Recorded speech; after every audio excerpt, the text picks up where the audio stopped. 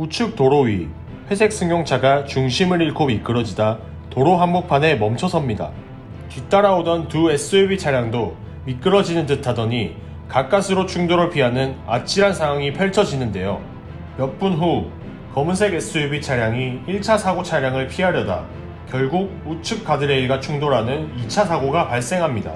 뒤이어 따라오던 차량들이 사고 차량을 피하려고 하지만 이미 얼어붙은 도로 위 진행로를 막아버린 두 차량을 피하지 못하고 연쇄 추돌이 일어나며 도로 위는 순식간에 아수라장이 되고 맙니다.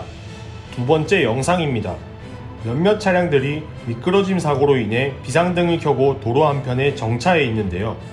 1차로에서 2차로로 차선을 변경하던 버스 한 대가 미끄러지며 중심을 잃고 전방에 멈춰있던 차량들과 충돌한 후 멈춰섭니다. 뒤쪽 차량들도 전방의 상황을 인지하고 천천히 정차하려고 하지만 이미 미끄러지기 시작한 차량들이 정지하지 못하고 연쇄 추돌하는 대형 사고로 이어집니다. 두 영상 속 사고의 원인은 무엇일까요? 바로 도로 위의 암살자 블랙아이스, 즉 도로 살얼음입니다. 도로 살얼음은 얼음비와 블랙아이스를 통칭하는 말인데요.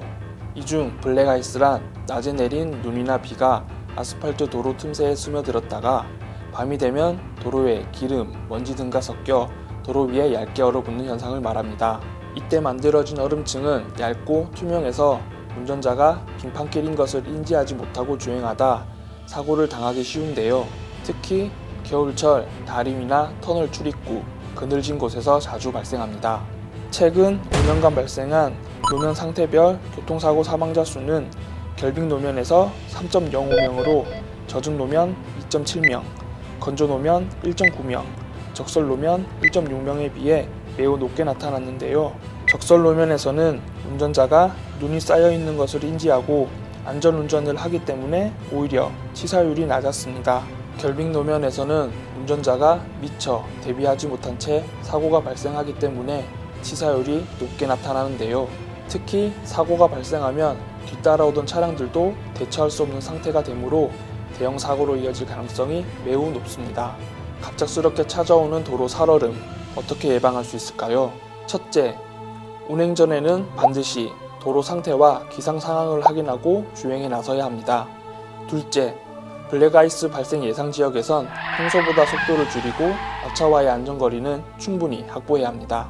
셋째, 급가감속, 급조양을 절대로 해선 안 됩니다.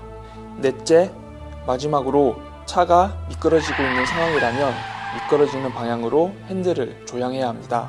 만약 반대 방향으로 핸들을 꺾을 경우 중심을 잃고 제어 불능 상태가 되니 꼭 주의하시기 바랍니다. 최근 도로 살얼음으로 인한 대형 사고가 다수 발생하며 이슈가 되고 있는데요. 눈에 보이는 위험보다 눈에 보이지 않는 위험이 더욱 치명적입니다. 겨울철 도로 위의 암살자 도로 살얼음, 안전운전만이 당신을 보호합니다.